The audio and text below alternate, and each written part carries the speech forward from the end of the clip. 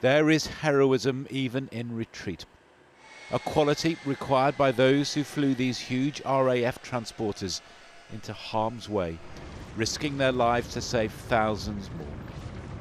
You could see the airfield was completely overrun. There was people on the taxiways, people on the southern apron.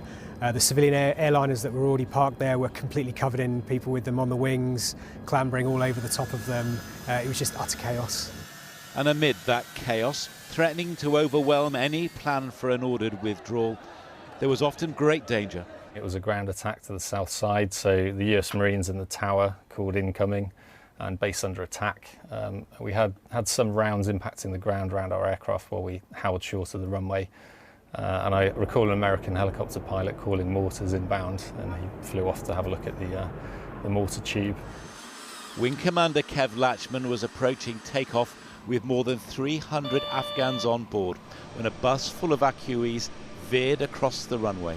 We were about 95 knots and they were about 1,000 feet ahead of us, and we realised that we wouldn't have been able to reject the takeoff because if I tried to reject, then I would have basically cleaned up the bus and taken out the bus, and that doesn't really bear thinking about.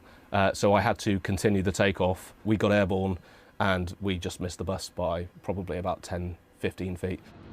The British flew dozens of missions to rescue terrified and exhausted men, women and children. The conditions were stark. You know, when you look down the back, you've got anxious faces. You had some people who didn't think they were going to leave Afghanistan, some harrowing circumstances, but also, you know, there was relief and there was hope, and people were quite happy to be leaving Afghanistan.